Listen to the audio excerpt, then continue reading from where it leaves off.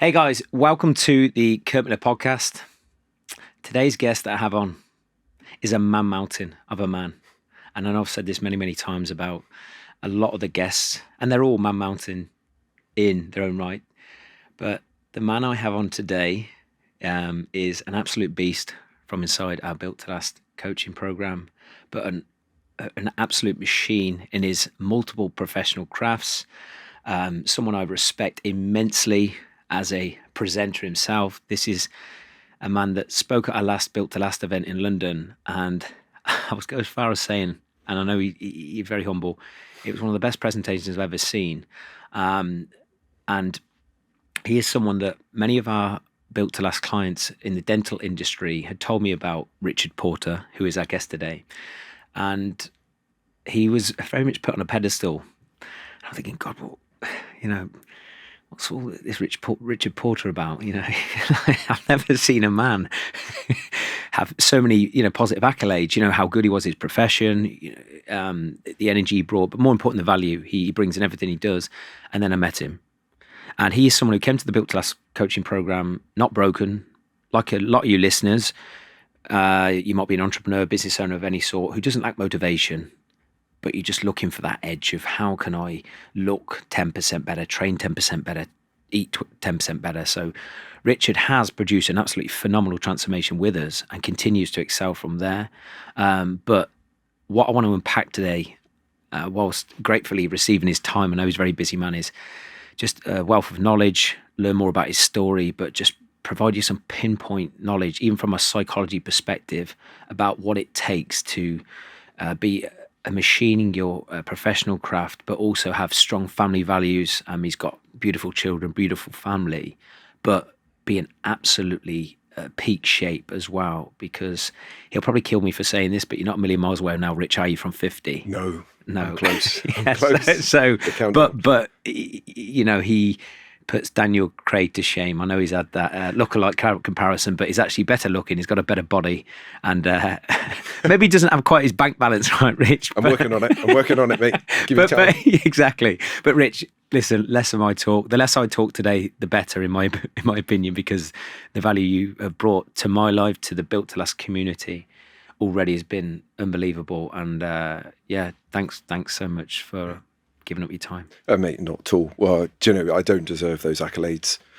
I really don't. And it's an interesting the way you phrase all of that, because you and I have talked outside the podcast, and I can tell from our exchanges that you feel like a sense of gratitude towards me, like almost indebtedness, but I feel it back more so to the Built to Last community, you leading it. So, it's my pleasure to be here. It's great to be here. And your time's busy too. So hopefully we can give everyone listening, watching, the maximum. 100%. And this will not be the last time that Richard, I drag him on this podcast, because we could, even in private conversations, Richard, we've got so many mutual friends, obviously Raheel, but me, you and him, you have to turn the volume down, don't we, when we speak? It's like when you're in great company, people are passionate, they're living with purpose, and I'm sure you'll elaborate on this today, Rich. Yeah, time goes so quickly, and I think that's a sign you're in great company. So I will definitely have you on again. Well, that is flow state. That is flow. The key marker for being in a flow state is that time distorts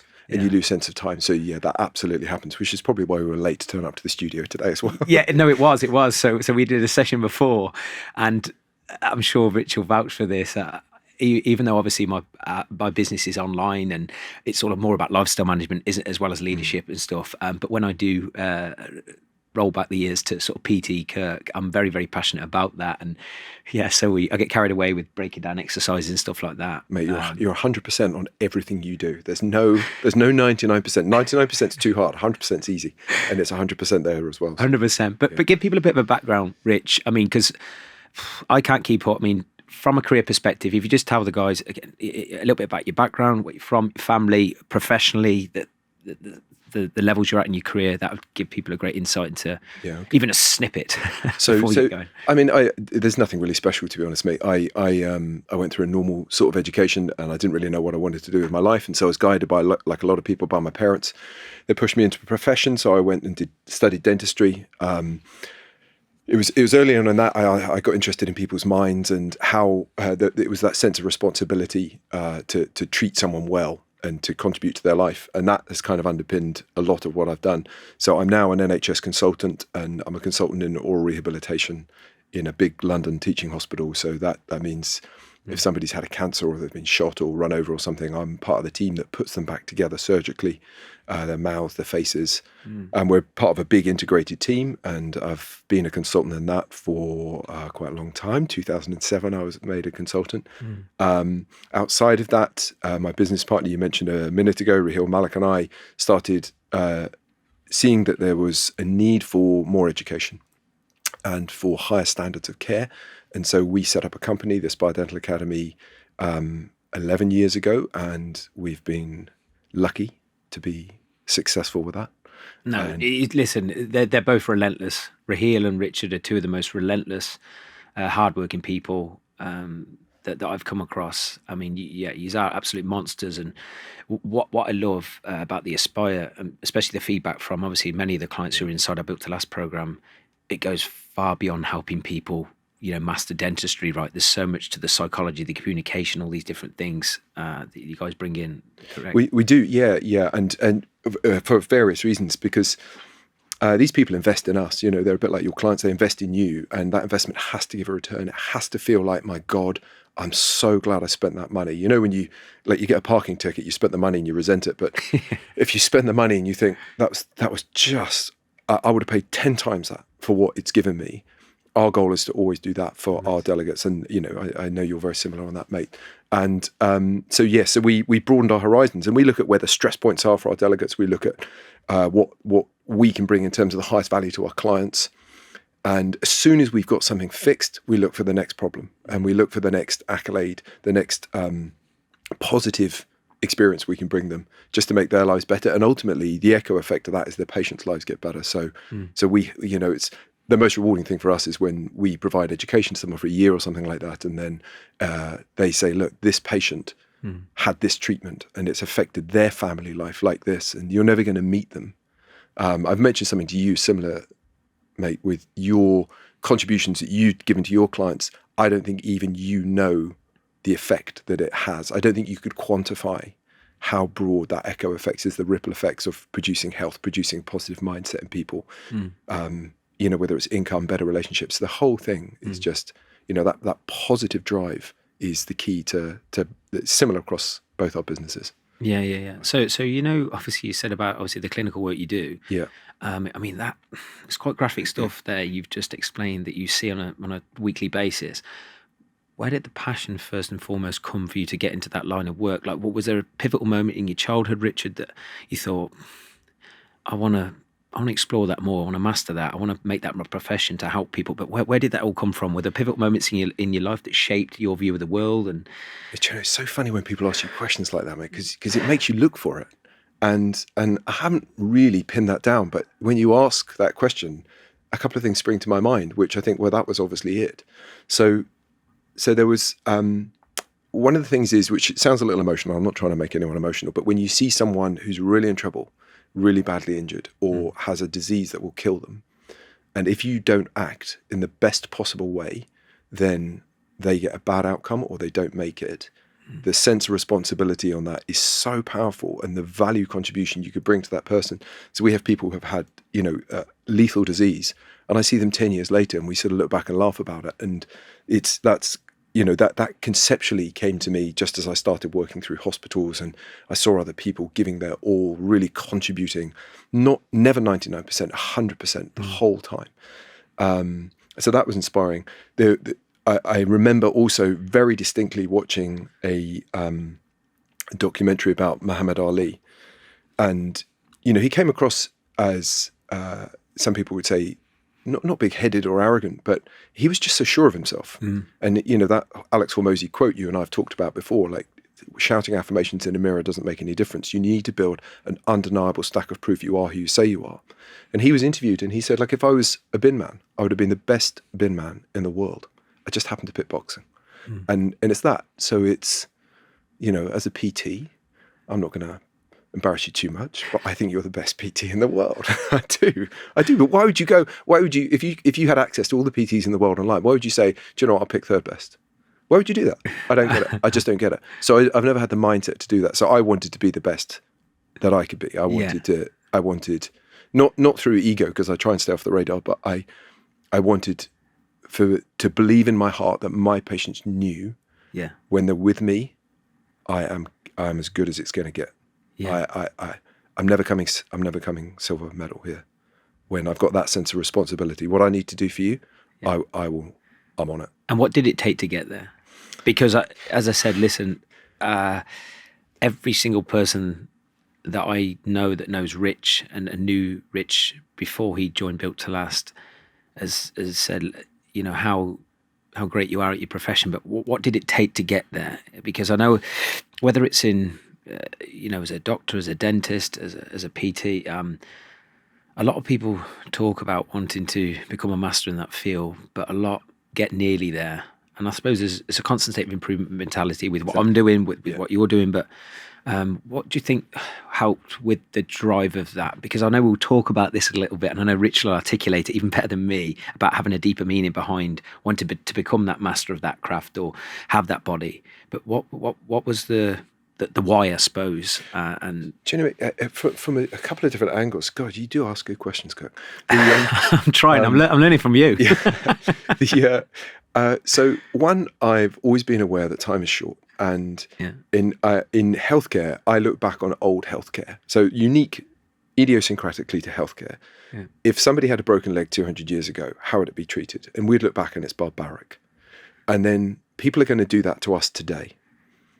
So in 200 years, when you and I are long gone and we're having fun, working out on a cloud,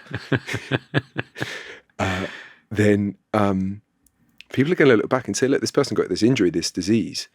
Look what they put them through. It's barbaric. And that always gave me a sense of frustration. So what I'm talking about there is negative emotion. Yeah. Like the negative emotion is much more motivating than positive. It's all well and good, you and I setting goals and things like that.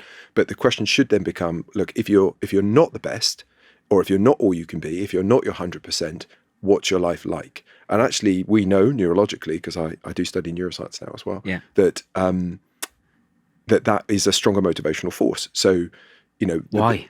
Because humans are.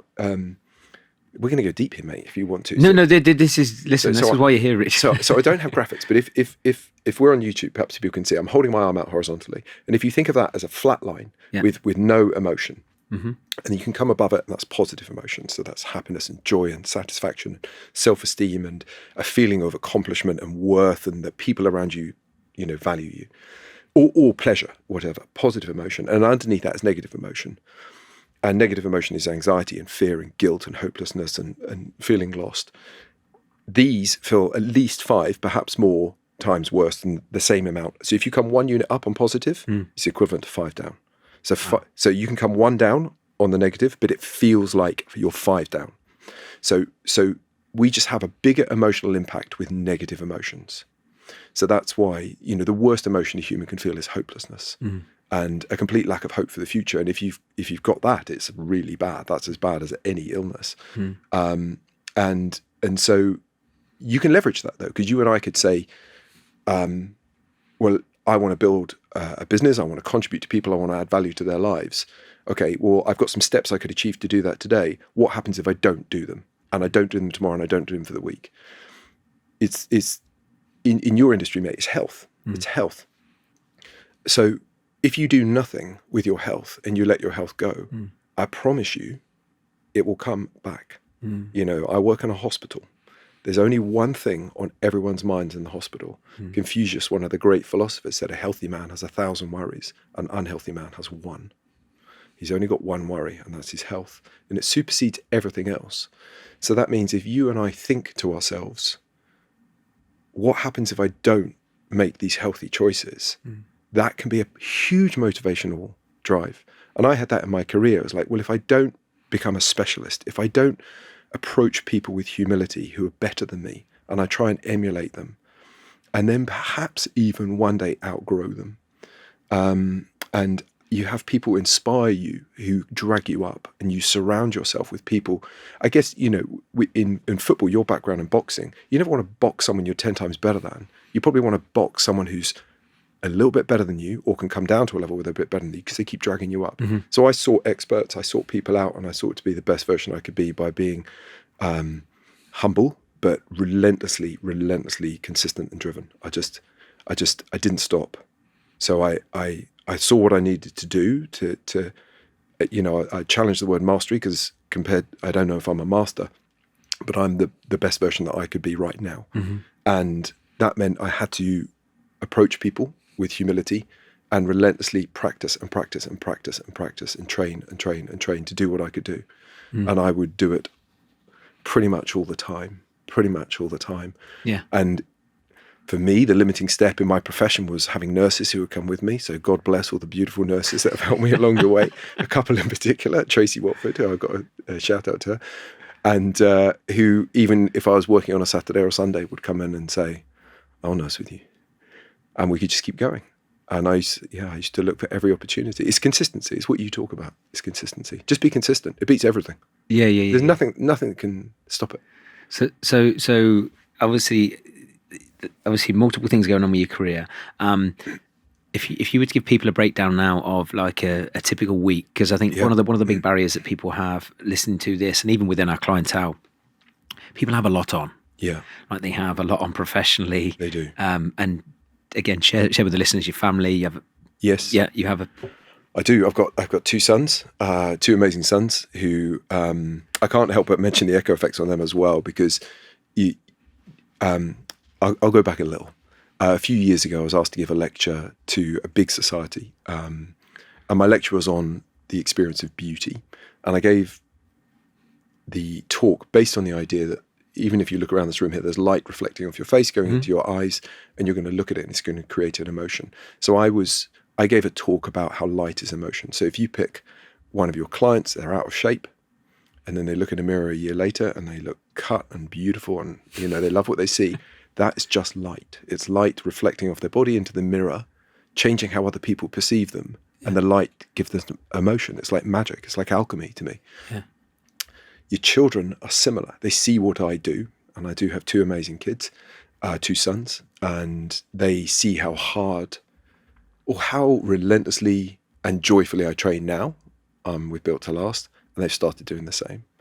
And the knock-on effects to them has been improved sporting performance at school.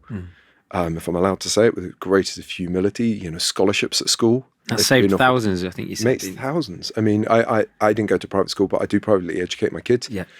And if you get offered a sports scholarship at a good school, it's worth thousands and thousands. And as their sporting prowess improves, my youngest is 10. And so he's got 8 years ahead of him. Yeah. And it just, the offset is enormous. Yeah. And that's only because of the change in my behaviour since starting. It's just up in your game, is it, with standards. And again, we spoke about this earlier.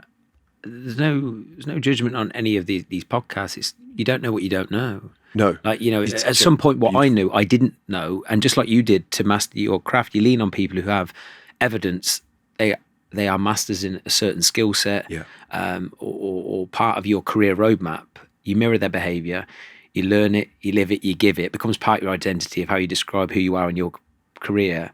And then you can do the same across other different specialists. I know I did that, but you weren't lacking motivation. No, and I think I think that's right, because where you're going with that, I love, mate, because the question has to be, well, why not do things like that before then? Like, if you've got this wonderful thing, why not do it before? And I know you and I again have talked about that because I've analysed it myself quite a lot, and I'm going to set the scene on that, if you don't mind. So I am a scientist. So I study psychology and neuroscience now, which fascinates me. And the world's longest running scientific study is called the Harvard Adult Development Study. Yeah. And it started in the 1930s. And it basically looks at people. This is me telling you how stupid I am. Okay, I promise. Because, I'm intrigued. Well, I know this study. I know the study inside out. So it started in the 1930s, and it originally started with a load of white men in Harvard, because that's all that went to Harvard back then. Mm-hmm. And now, as the years and decades have gone by, it's included all their families. Those people are really old now because they were in their 20s, in the 30s, and they've got grandchildren and great-grandchildren and all their extended family. And what it does is look at masses and masses of data, and you can't hide the truth when you look at that data. And it shows us that the 3 biggest affecting factors in your life, clearly, number 1, health. Number 1, for happiness. So people, you might pursue money and say, well, that's my number 1 reason that I'm doing what I do. Actually, we know, you can't argue with the data. Number 1 reason you're going to be happy in life or not is maintaining your health. Number 2 is your connections. And that's, you will often quote Jim Rohn and the people around you, the 5 people around you, those 5. And number 3 is luck, believe it or not. It's luck. Wow. It's luck. Wow. I know. And, really? we don't get to escape life. No, but I suppose... but you can influence the first 2. Yeah, no, you've took the words out of my mouth, Richard. I suppose the healthier you are, and I spoke about this as a podcast guest the other day, mentally and physically, because I genuinely believe the happiness of the conversations with yourself, to yourself, when no one else is around, is the average of your mental and your physical health. Yes. Okay. And then if you think your connections, if you've got great mental health, great physical health, and you've got great connections, a lot of the time you create your own luck as a result of being around good people, and I'm feeling more confident. I'm happy internally with my mind and externally with how I look. Definitely. And then, guess what? That opportunity's happened when I least expected it. Yeah. Is that where you sort of go with that? Yeah, absolutely. And you don't get a measure of it. So you can get a physical measure by looking at your body in the mirror, but what you can't do is get a physical. Very few people score how happy they are on a day-to-day basis, how good their connections are. You just sort of live your life and live day to day. But you don't, that's where journaling can come in, and you can actually try and record these things and the strength of your connections. So I was setting the scene, mate. Sorry, I went off subject. Sorry. No, it's me. I will blame you.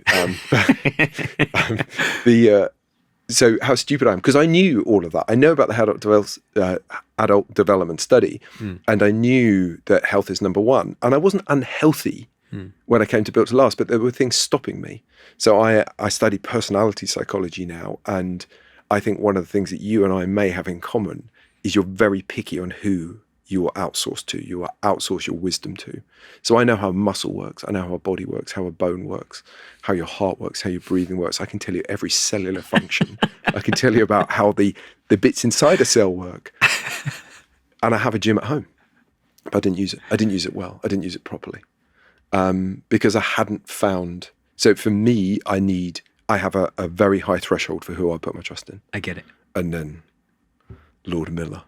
Not quite. Rising. Yeah. I don't think Gabby would label me as Lord Miller. Yeah, I'm going to get a T-shirt. I might get a tattoo. I follow Lord Miller. So what that means, mate, being serious, is it gave me wisdom. It gave me the wisdom. And I know you and I, again, have covered this earlier, but in my job, in my day-to-day life, I haven't told you about my full week, but I have to make a lot of decisions. And the decisions are sometimes really, really high stakes for patients. And I'm maintaining a whole pile of junior staff who are not ready to make those decisions sometimes, although our junior staff at the moment are wonderful, I will say. And but they will often come to me for decisions. And then we're running our business, and that is all decisions.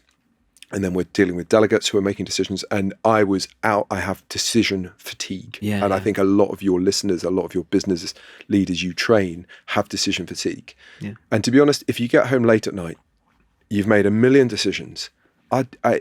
If you've got another decision to make and you get it wrong, that's negative emotion. Touching on what you said earlier. So if I go up to my gym and I think, right, do I do a set with 5-second negatives, or should I be doing a giant set, or I don't know what to do, then all probabilities I'm going to get it wrong. So my last decision I make at the end of the day is I'm going to get it all wrong. Yeah. And now I don't need to do that. So that decision is gone. I get it. And my only decision I make is, do I train or not? And I don't need to think about anything else. Yeah. And so as long as you're consistent in that one decision, I'm going to train, then I don't need to think. So outsourcing the wisdom to you to Built to Last, as it's like a weight has come off my shoulders. In all honesty, it's a weight off your shoulders, not on. No, I get it. The training feels like it's easy. Yeah. You just have to do what Kirk Miller says.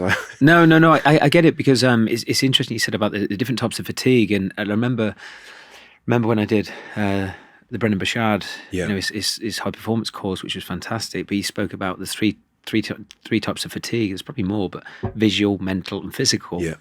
And it doesn't matter how motivated you are. There's only so much bandwidth you have. Yeah. and what's going to help optimize that bandwidth is obviously energy.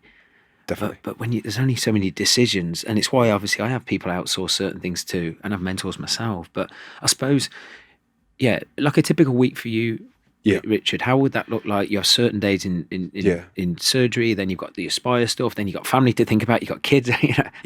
Give because I think this is great, because I know there's going to be some of our clientele listening to this as well, and a lot of us, I've maybe said it over the years too, when I was stuck in previous years, we always said, I've got a lot on. I'm yet to meet a business owner, entrepreneur, or someone who is top of their craft who doesn't have a lot on. Yeah. Rather than fight it, learn to live with it. And I think you're testament to that. But just... Well, I think you're right, mate. And I have come from a place where I wasn't good at that. And my business partner was very good at it. And thank God for that. God bless Raheel. Because so if the more you take on, the more organized you need to be. That's the bottom line. You're going to need to organize it. And on your app, the most important button I have that I tick off on a Sunday is plan your week. And you've got to plan your week. So for my week, I've got 2 days a week in the hospital. Yeah. I cycle to the hospital. It's about a 40 mile round trip. I do that twice a week. I've done that for 20 years. And I love that. So I never get stuck in commutes. I never get stuck in traffic. So I have an efficient journey to work. Yeah. And it's movement and exercise and energy out. It's movement, exercise, and it's good for your mood, I'm guessing, as well, ahead of you. Yeah. And I get to rehearse speeches. I get to rehearse lectures. I get to rehearse arguments. I go through rhetoric in my mind the whole time. So I'm thinking about what can go well, what can go wrong. If I've got a difficult surgery, then I will think to myself, okay, I'm doing the surgery today. That's great. Let's go through what could possibly go wrong. Mm-hmm. Okay, we could have a power cut. Oh, great. What do you do? Okay, the suction goes down. What are you going to do?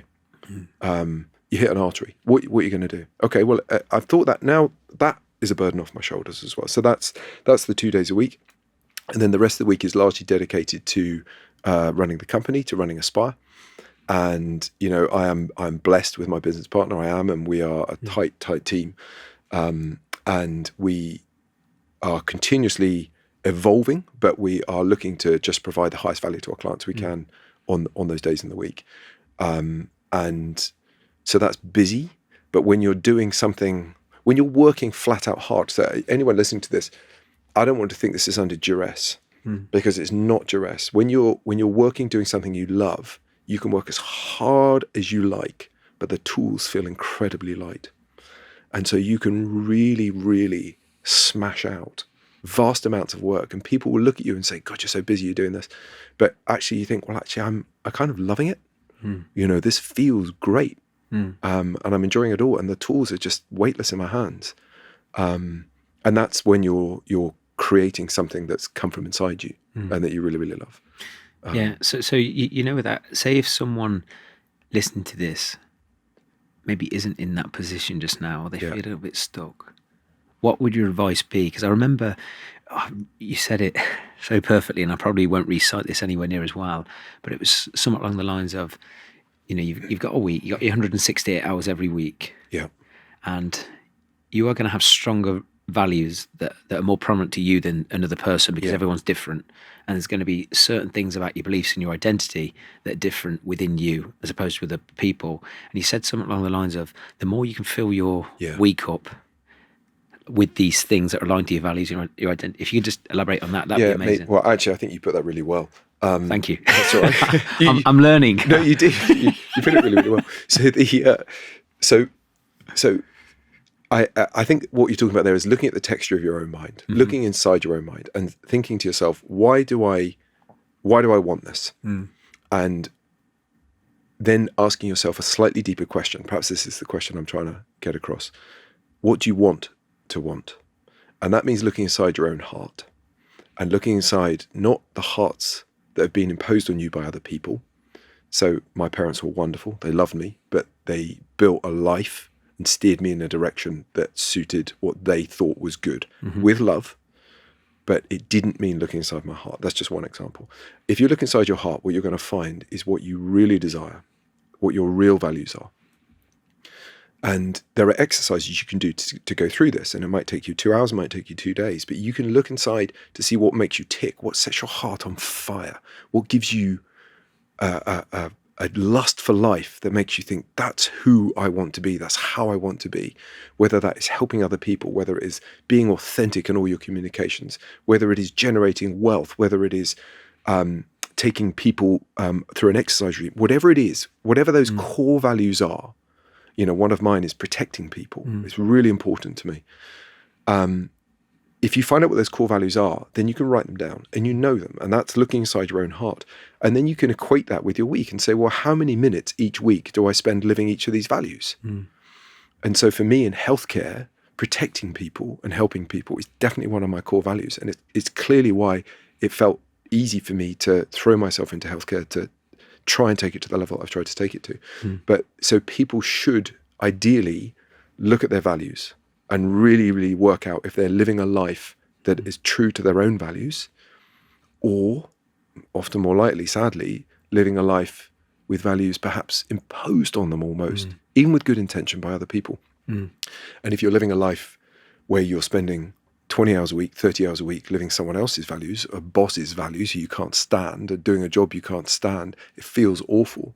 So finding those core values, living them, and if you can, making a living from living them, that's a good way to be. That's a strong way to be. And we know that from all the psychological research.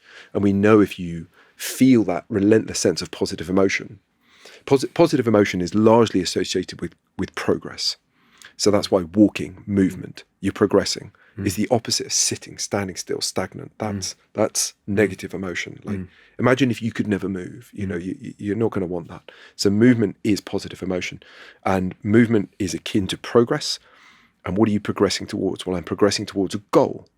Okay. And is it a goal of your choosing? It's a goal of someone else's choosing. It might not be a goal that's listed with all your values. Exactly. Even if it was, if like having lots of wealth isn't really aligned to your values, even though from the outset someone else could maybe view your life as perfect, but what you're saying is if that isn't congruent with your values, then you could be earning lots of money in a job.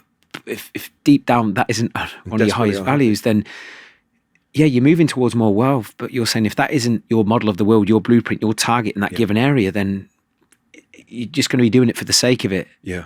And it feels like walking through treacle. It just feels awful, and you can look at it from the point of view of, metaphysically, people can see how wealthy I am and I can display my wealth and my posh watch and my jewelry and things like that. But it doesn't, it's, if you can't be happy drinking a cup of coffee with a friend, you're not going to be happy with a £20,000 watch on. Because you're going to be constantly trying to fill the void with that short bit of dopamine hit. 100%. I need it. That thing's going to make me happy in that moment. 100%. Okay. You're chasing the next high, the next high. And that's reactive firefighting to life, isn't it? That's like life. Because life is going to happen, remember luck, but life is going to happen. Yeah. But as life happens, you're just going to react to it.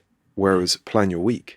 Be organized, find my values, pick some goals. I think a lot of the people I get to train, we say to them, what are your goals in life? And they chuck out sort of these ephemeral words that don't mean anything, like, I want to do this, and I want a house, and I want this, and I want this. And I said, have you really thought about it? Because you just said what the bloke next to you said. Yes. Or that's what society's been saying. And I get and it. You think it's generic, but not bullshit, but it sort of is if you're just doing it for the sake of it because that's what society says you should do. Exactly. And we are mimetic, so we copy each other's behaviors. And if mimetics is if someone's got a Rolex watch and all the tennis stars and all the football players and everyone's got a Rolex watch, well, I want a Rolex watch. But actually, if they all had a Casio, you'd, I want a Casio now. I've got a Casio. So we do copy each other's desires, but I think what we're trying to say is find out what's really in your heart and build those goals. Yeah. And goal setting or understanding what your goals are, they're only going to come from your values. You can't read in a book what your goals should be. You're going to have to look inside your heart. You are. Is there a sign? Because the way I've tried to explain this, Richard, because I have been stuck and I've definitely had a period, as I've said in previous podcasts, actually my first podcast, of not wasting 6 years, because they were my greatest lessons and probably why I'm so driven and passionate now. Negative emotion. Yeah, absolutely. So I know what it's like to not live congruent with my values and not have that energy that I do now. And believe it or not, I consider myself lazy and stuck, but because I wasn't, my blueprint, my model of the world wasn't to be a plumber or gas engineer, even though on the outset, a lot of plumbers and gas engineers. I was told earn lots of money. Yeah. Right. And how happy you are if that's aligned to your values and, Yeah. and your thing, right? But is there a way, because a lot of people might be listening to this thinking, okay, I need to explore my values. And again, there's some exercises to do that. But one thing that's helped me, and I'd love to hear your take on this, is, you think, oh, what are my values? What excites me? It's what gives me energy. What do you not get bored with? Yeah. What do you not get tired about talking about? And what if you were to look back on your life to date, whether you're in your 30s, 40s, 50s, what pivotal moments did you find that you were lit up and stood up? Because I remember when I worked one-to-one with a lady called Cheryl Chapman, I will definitely bring her on a podcast too. She was really helpful to me. And she unpacked my story. And this might help people listening, but I'd love to get your insight. Yeah, no, I want to know. Basically, before I moved to London from Coventry, I said, oh, Cheryl, I'm going to move to London. I need a new start and I need a new challenge. And she said, Kirk, I think we need to do a little bit of work, because I think you're going to carry certain things to London. But she made me unpack my story from childhood up to that day with her, where I was talking about pivotal moments. She was saying, like, tell me more. And she visibly watched me stand up. And I'm very theatrical sometimes, as you know, Rich, when I speak, very animated. And energetic. Yes. But there was visibly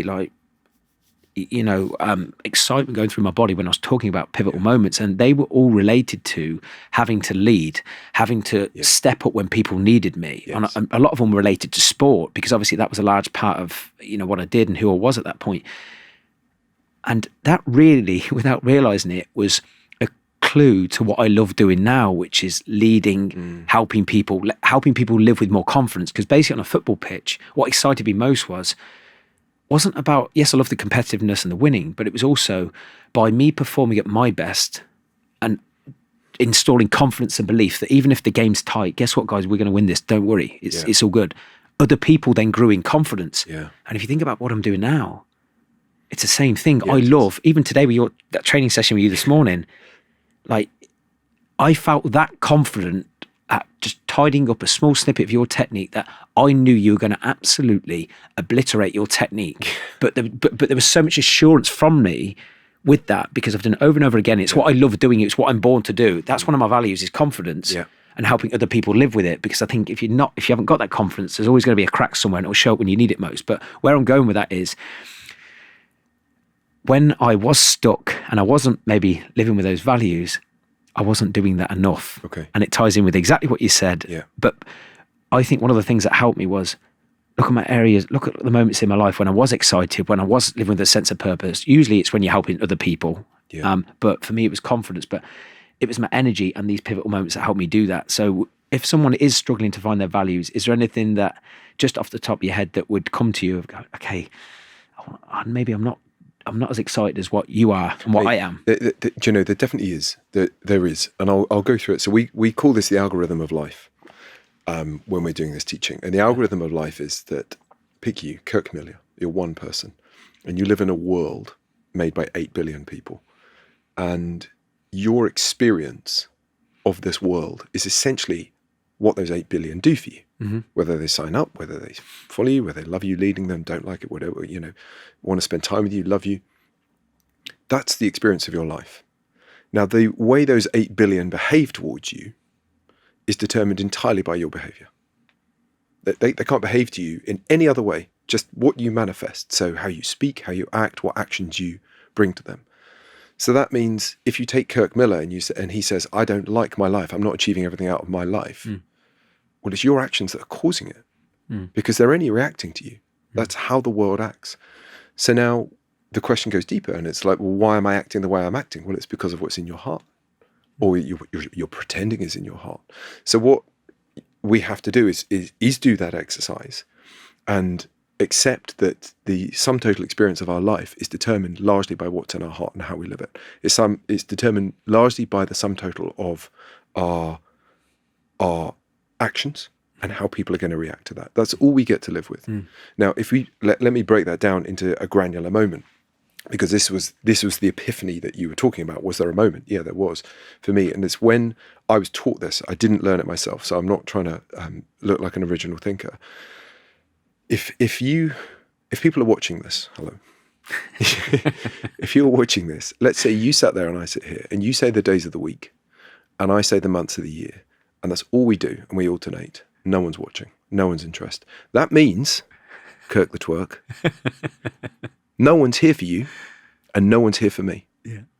Because if they were here for us, they'd watch that. But no one's here for you, they're not here for me. They're here for what value we can offer them. 100%. So that means that if you and I want to have a measure of this interaction between us, a measure of this podcast, one goal that any of us can have is to offer more value to other people. Yeah. And so if, from this podcast, but that's an hour, let's do it for a day. Let's do it for a week. Let's do it for a month. Let's do it for our business. Let's do it for our life. Yeah. How do I, so if people are struggling with goal setting or anything like that, and so for me, that is, you and I had this on my onboarding when I came on to Built to Last. It's like, well, why are you here? And it's like, well, I want to offer more value. And the thing I didn't know, mate, the wisdom I didn't know was how much more I could offer if I got myself in ridiculously good shape. Yeah. Under your guidance. And, that echo effect, if I could give anyone something, it's like the better you are, the more you offer others. It's just that simple. The more you have, the more you can give. And it's immeasurable. Yeah. It's immeasurable. Like in terms of energy and drive and relentlessness, and, the kids are going off to sport, and you're just like, well, it's going to be okay. You know what? It's going to be okay. Everything's going to be okay. And when you feel it, and that comes from that healthy connection combination. And so if anyone's struggling with goal setting, if anyone's looking at this and thinking, well, I haven't really got any goals then, I haven't, I'm not sure what my values are, perhaps I'll do the exercise, but I want a goal. Number one is, how do you improve the experience of your life by offering more value to people in their life? Just extend it up from every single interaction. Whether you're buying a coffee, whether you're selling a multi-million-pound business, whatever it is, just think about what's your experience is determined by their reaction to your actions. And if you offer more value, they'll want you. Yeah, because I think every single person listening to this has at least one. Usually it's to do with family or business, from my experience of, they've already done this. They've already set a goal with a deeper meaning, and they were fully aware of the why and the consequence if they didn't do it, and the emotional benefit on their life and those they love most. And I think if you've done it once, you've done it again. Yeah. And especially with health and fitness, and this is one thing I'd love you to speak about now, Rich, is a lot of people, they change short term, they fall backwards. They do short term, they fall backwards. They do short term, they fall backwards. And I've got obviously a very visual, simplistic process diagram of people start the journey, they implement the training plan, the training, the movement, the food, the sleep, the water, basically the core drivers. Then they get the body, but then they fall backwards. Like, for me, at that point, they need to condition it. It needs to be who they are, what they do, and then the environment that supports those changes. But from your experience, and you might even be able to relate this to even with people who've gone the extra mile and really excelled in the dental industry, for example, because I'm pretty sure you've probably got people within Aspire who haven't gone quite as far as others, or some have excelled. It's the same with health and body. Yeah. Why is it some people are able to follow through on truly in their heart what they said they would do, and some people don't? Like, yeah, mate, that's such a good question. And it might come down to the values thing again. Maybe it is the values thing. I think there is more to it. It's such a good question. You're very good at this. I'm learning. So none of what I'm about to say is to recriminate or put down people who haven't followed through. But tell the truth. I will tell the truth. And I'm just going to add one other caveat to that. Life can get in the way. Yeah. And that luck element, sometimes it's bad luck. So God bless those people. People can decide. And we break this in psychology, we break this into, some people are maximizers.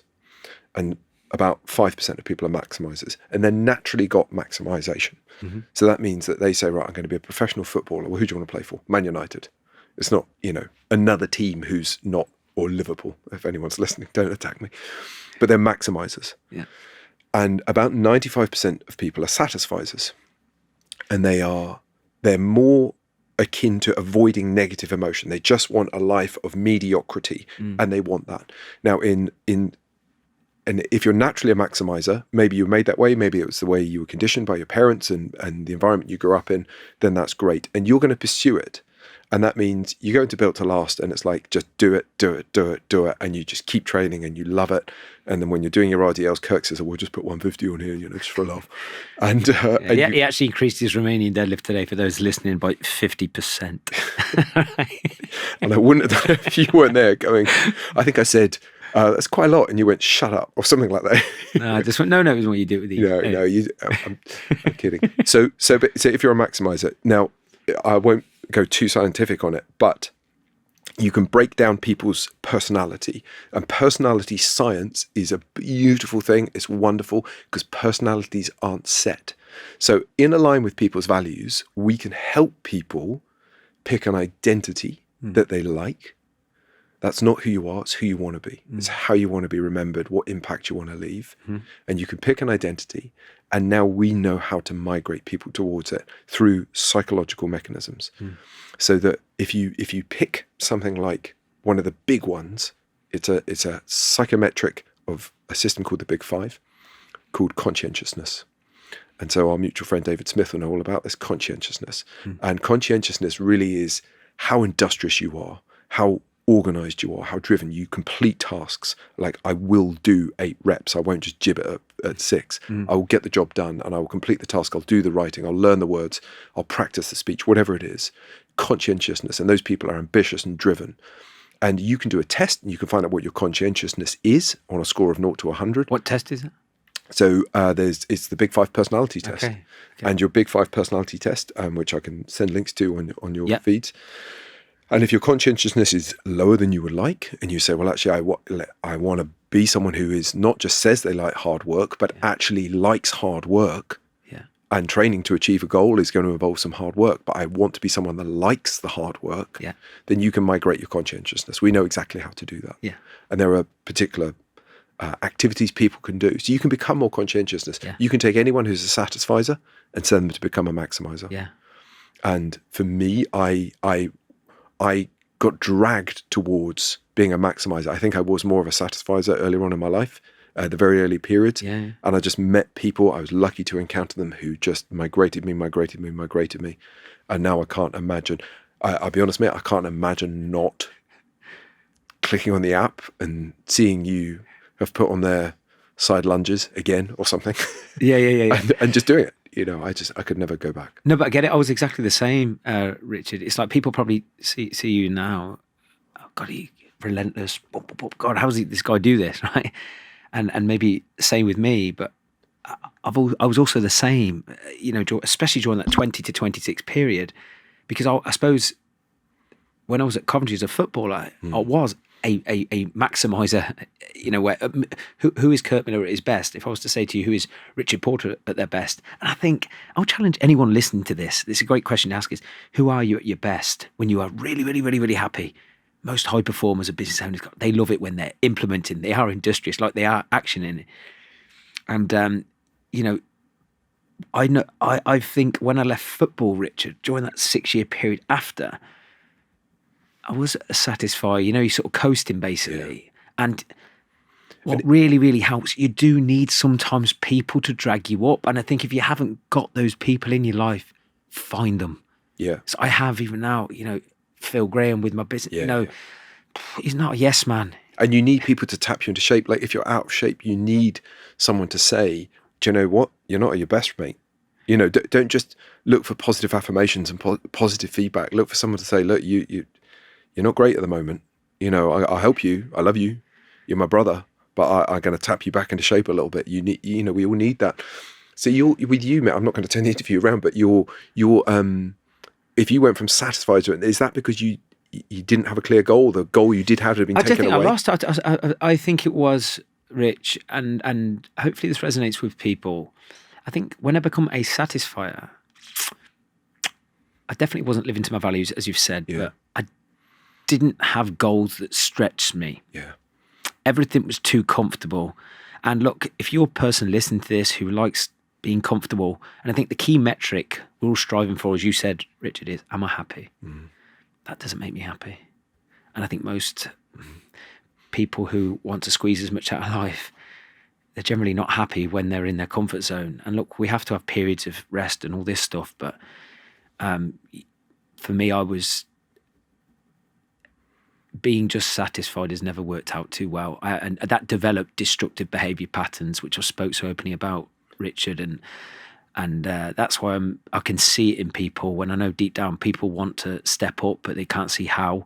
And that's where you need to have people around you who just don't let you tolerate mediocre behavior and limiting beliefs and things like that. So, mate, that's beautifully put, because people may say I'm not acting, or I'm not moving towards goals, or I'm not progressing or something. You're acting. Okay, to not act is an act. To stagnate is a chosen act. And I've got a few years on you, mate. I can tell you, as the time goes by, I see more. So it's about 1 in 4 people, even in the teenagers at the moment, are heading towards medication for antidepressants. Wow. That's literally, I'm experiencing too much negative emotion. Yeah. Could you please give me a tablet so I don't feel this so bad? And there's a whole pile of reasons for that. But moving towards a goal. Yeah. And it is your proximal zone of growth. So if you do nothing, you're doing nothing. And if you're doing too much, you're doing too much. I agree. And then you can find your stress point wherever you are. It doesn't matter. It doesn't matter if you come to Built to Last in a terrible shape, or you start academia and you really never read a book in your life. It doesn't matter. You find your proximal zone of growth, which is, the equivalent in physicality must be that you saw me doing those RDLs today, and you're going to say one more because there's one more in there, and that's your proximal zone of growth. But there's not 20 more. No. So you're not going to say, right, you've got to do 50. No. And people can do that in their lives. You find this proximal zone of growth. Where's your stress point? Let's just find, that's all nice and comfortable now, but let's just find a little bit of growth, and let's keep pushing on that. And that is that progress we're talking about. It is a source of endless positive emotion. Yeah. It is. You just feel amazing all the time. Yeah. Your energy is your biggest feedback. And the way you've said it, I remember one of the things that really helped me understand the formula for happiness was Tony Robbins talks about, and you've just said it basically in a slightly different way, is his breakdown of formula for happiness. I'm sure he learned it from someone who was before him. Jim Rohn was his mentor, for example. Right. Is in any area of your life, you have a model of the world, core expectation, target, blueprint of what you want. Yeah. And then you have actual living conditions, your actions, habits, environment, daily behavior that's either going to be aligned to that target, model of the world, or not. And I think the more you can, your living conditions can be aligned to the outcome you want, whether it's in business, body, health, the happier you're going to be. Yeah. But like you just said then, Richard, sometimes we might not hit that target. Like I've got financial targets, I've got business targets, and maybe even my own deluded head, where a sub 20k 5 kilometers run target, but it's not always necessarily whether you hit the target, but are you in pursuit of it? Yeah, and are you making progress towards it? Exactly. Because it feels amazing. 100%. And usually when you're not, and you are experiencing more frequent negative emotions and less happiness, somewhere along the lines, there's either the living conditions you need to change, or you need to adapt your expectation in some way. Definitely. To meet that at your Built to Last event in London last year, one of the quotes I put on screen is, people aren't kept from their goals by obstacles, but by a clearer path to a lesser goal. And so if you can have those goals, if you can have a goal, they can get hijacked by lesser goals with an easier path towards them. And it might be that your lesser goal is, trash inputs on television, trash food, trash choices. And you no wonder if you do that for enough years that you find your life turns to horseshit, and you're bored and you're stagnated, and you think, well, where's my positive emotion? And it's because you just took lesser paths, lesser goals, easier paths to lesser goals. And we want to try and keep those big goals in mind. And as you say, even if you don't make them, it doesn't matter. You're still moving towards it. And that feels great. None of us are going to be, that's why I was challenging that mastery thing earlier on. I don't believe myself to be a master. I think the minute anyone ever says, like, I'm a master of my game, that's it. There's nowhere to go. That sounds like hell to me. No, I understand. Yeah, exactly. Because I think complacency is ruthless as well. If you think you've made it, and we have evidence on this in this life. I mean, myself included, but so many sports stars who've had a great season, had their ass kissed, been told they're the best thing, the best player. Even business people, God, look at your business, look what you're doing this year. But then they've gone missing. Yeah. Why? Yeah. Why? Absolutely. And you can look at people when they become too singular on it. Johnny Wilkinson's a hero of mine. Yes. And I'd encourage anyone to look at his story that, the minute he achieved, his whole identity was singularly, I'll win the World Cup for England. Yeah. And when Mike Catt kicked the ball out, he said, I never wanted it to land. He said, the minute he kicked it into the air, I just thought, please don't land. And his world, I don't know if these exact words, but sort of fell apart because he was so tied to that. So we need some diversity of goals. It has to be your connections. It has to be your health. It has to be more than just one thing. Yeah. But living towards it relentlessly, never quite getting there, but enjoying the process of getting there has to be. So I'd like to be the greatest psychologist who'll ever live, and I'm never going to get there. And the greatest who ever lived was a guy called Milton Erickson. Yeah. And he was a young lad, and he was paralyzed by polio. And he, back in the early 20th century, and all he did was observe people for 7 years, through 7 years of complete paralysis. And when he never fully recovered, but when he had recovered, he had spent 7 years just watching people. And he is the closest we come to a master, because he did it pure through observation, and he just watched everyone's behavior. He had a number of sisters. And so actually his female psychology insight was beyond Jedi. But even he said, I'm still learning every day. Even in his last week of life, he said, I'm still learning every single day. Yeah. But that's a beautiful thing. Yeah. You get to experience positive emotion towards progress towards a goal you love every single day. Yeah. Until your last day. I just think that's incredible. Unbelievable.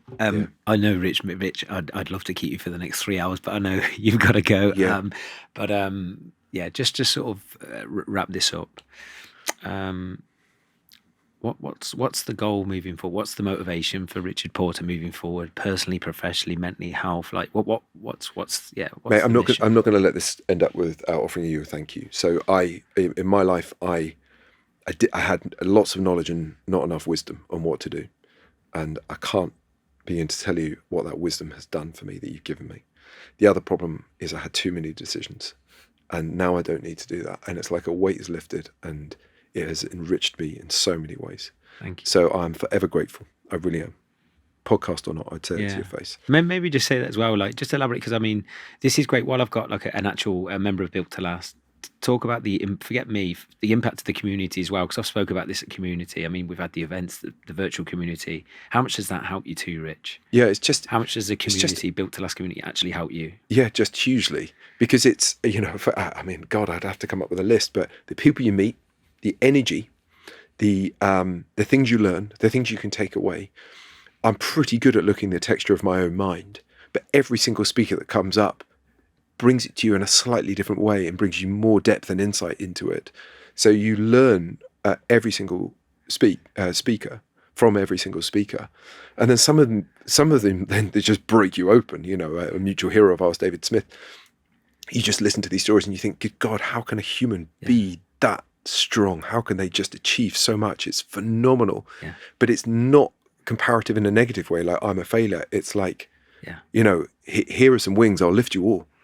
And you get that from everyone around you. So I mean, that Facebook group is absolutely relentless. I mean, it's quite I see people put their videos of the lifts, and like, even Reef with his cardio recent. I mean, there's always a just when you think, okay, I'm firmly on the top of the pile here. Yeah. No one's on my level. They can't squat as much as me. Then Richard puts a lift in. I'm fuck, here we go again. We're all coming for you, mate. Yeah, Smithy lifts more. Look, 1 week I'm like, I was the heavy hitter alone a few years ago. Now I've got some big dogs that have just upped the game, and now I've got so many people doing marathons, and they're so fit that I just think, shit. But PD as well, all this, even the coaching team, Stephen, PD, Chris. I'm like, oh God, there's a lot of people up in our game continuously, right? And it is that positive emotion. It is positive experience, positive energy, and it just pours into you.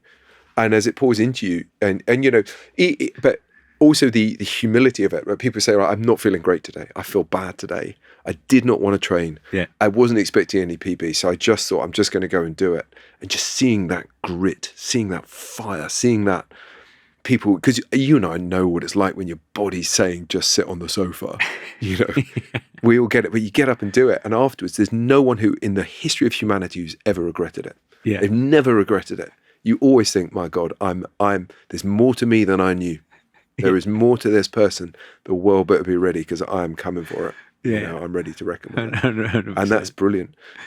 Yes, I've forgotten your original. No, I just said about question, just the community. It's just like the community is finding, and also just the mission. What is your motivation moving forward, Rich? Because you've achieved so much, but what is the motivation? Well, mate, God, I sound like such a boring academic. So it's about 2,500 years ago to the day, mate, that Aristotle told us what happiness was. He got it before everyone else. And he said it's a mixture of hedonia, pleasure, like, nice things, and meaning, eudaimonia. And everyone has both. We both need pleasure, we both need meaning.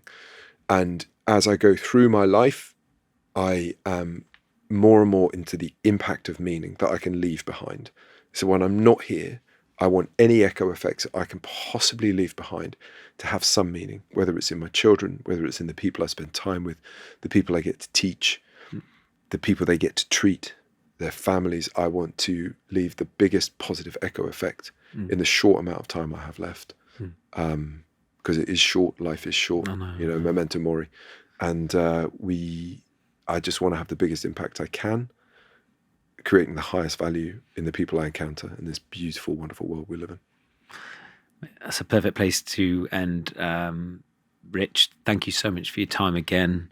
Another thriller. Typically, the time has flew by as it does. Mate, thank you so much. You continue to inspire me, and just know, as one of your big mouth coaches, yes, you've achieved great things, but we don't stop here. No, but I really appreciate your time. Where can people find you, your personal social media, and also the Aspire page, etc.? Where can people find you? So I am the worst social media person. So I have an Instagram account, which is RWJ Porter, aspiredentalacademy.com. Any dentist who want to up their game, come to there, and you can find all the links to our socials on there. Yeah. We post regularly, inspiring stuff, I hope. 100%. That's it. Thank you so much for anyone listening. Thank you again, Richard. Oh, I want to get stronger as well. Stronger. It's not even a thing. Just keep doing what we do inside that program, and progress is inevitable. Takes care of itself. Thank you so much for listening, guys, and I'll see you next time.